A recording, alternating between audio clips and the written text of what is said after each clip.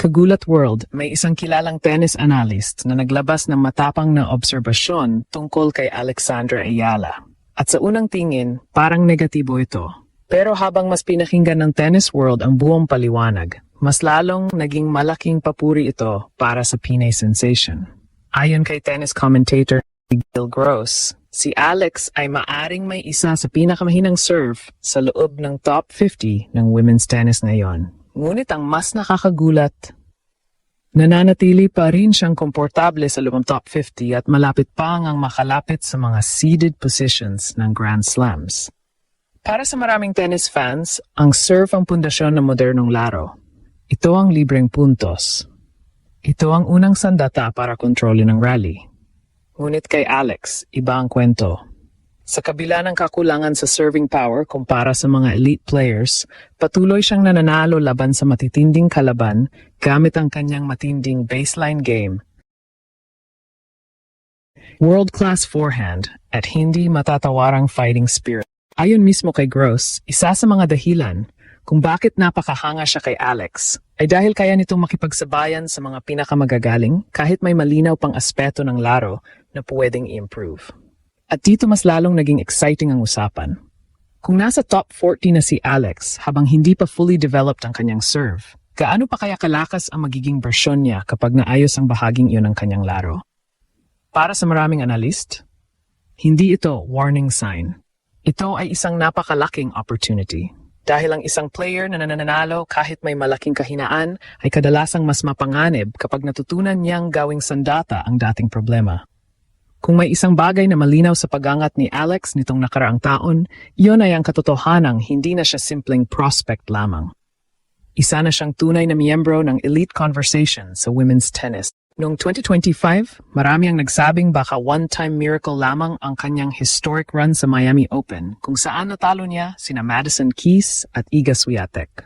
Marami ang nagtanong kung kaya ba niyang ulitin ang ganong antas ng tennis kapag lumipas na ang hype. Ngunit makalipas ang mahigit isang taon, iba na ang larawan. Hindi lamang nanatili si Alex sa mataas na antas ng kompetisyon. Mas lalo pa siyang naging consistent.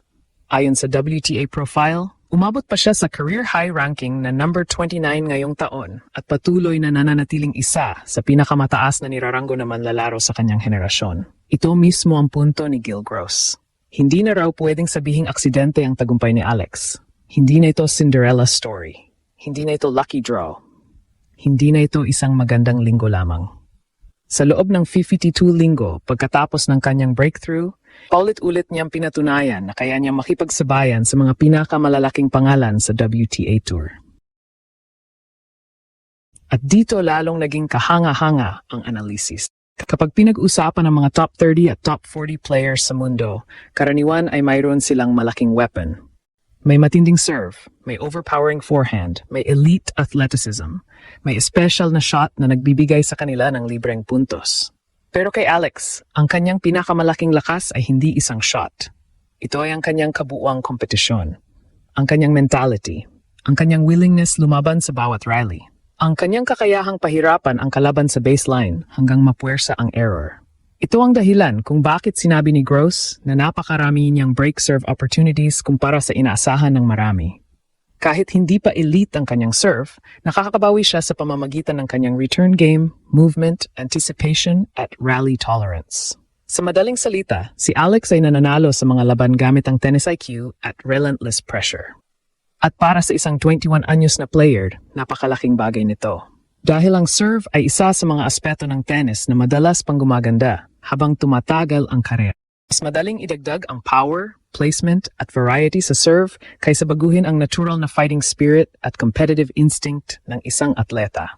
Kaya para sa maraming observers, ang sinabi ni Gil Gross ay hindi kritisismo. Isa itong napakalaking papuri.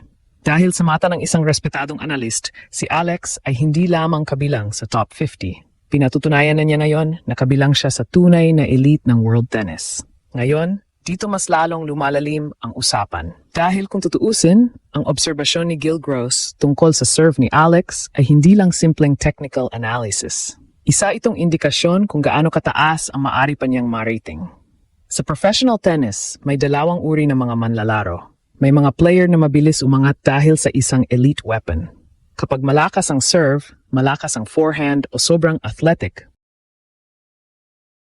pwede silang makakuha agad ng mga panalo habang bata pa. Pero mayroon ding mga player na umaangat dahil sa kumpletong pag-unawa sa laro. At sa kasalukuyan, mas malapit si Alex sa pangalawang kategorya. Kapag pinapanood ang kanyang mga laban-laban sa mga world-class opponents, mapapansin agad na hindi siya umaasa sa libreng punto. Kailangan niyang paghirapan ang bawat rally. Kailangan niyang bumuo ng puntos mula umpisa hanggang dulo. At ito ang dahilan kung bakit maraming analyst ang naniniwalang napakataas pa ng kanyang ceiling. Isipin natin, kung ang isang player ay nasa top 30-40 range habang hindi pa elite ang kanyang serve, ibig sabihin may napakalaking bahagi pa ng laro ang hindi pa lubusang na-optimize. Maraming WTA stars ang naging mas mapanganib habang tumatanda dahil unti-unting lumalakas ang kanilang serbisyo. Hindi ito overnight process. Ito ay resulta ng dagdag na lakas sa katawan, mas mahusay na biomechanics, mas mataas na confidence, at mas maraming karanasan sa pinakamalaking torneo. At ito mismo ang yugto na kasalukuyang pinapasok ni Alex. Sa edad na 21, marami pa siyang taon para pagandahin ang isa sa pinakamahalagang armas sa modern tennis. Habang nangyayari iyon, patuloy namang lumalakas ang iba niyang strengths. Ang kanyang forehand ay mas agresibo na kaysa noong junior years. Ang kanyang court movement ay mas efficient. Ang kanyang shot selection ay mas mature. At higit sa lahat, mas komportable na siya makipagsabayan sa mga pangalan na dati ay pinapanood lamang niya sa telebisyon. Ito ang dahilan kung bakit naging napakahalaga ng kanyang breakthrough run laban kina Iga Swiatek, Madison Keys at ibang elite opponents. Hindi lamang dahil sa panalo, kundi dahil ipinakita nito na kaya niyang maglaro sa parehong bilis at intensity ng mga Grand Slam contenders. At kapag narating mo ang antas na iyon, nagbabago ang pananaw ng tennis world. Hindi na ang tanong ay, kaya ba niya makarating sa elite level? Ang tanong na ngayon ay, gaano kataas ang elite level na maaabot niya? Ito ang dahilan kung bakit maraming eksperto ang hindi natatakot sa mga kahinaang nakikita pa sa laro ni Alex. Sa katunayan, mas lalo pa silang na-excite. Dahil ang nakikita nila ay isang player na nasa top 50 na ng mundo habang mayroon pang malinaw na areas for growth. At sa professional sports, iyon ang klase ng atleta na kadalasang nagiging tunay na bituin.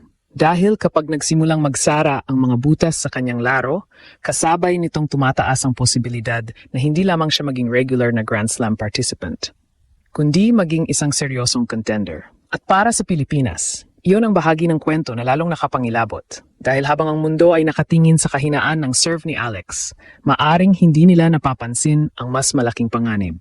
Unti-unti nang nabubuo ang isang manlalarong maaring magdala ng bandila ng Pilipinas sa pinakamaas na antas ng world tennis.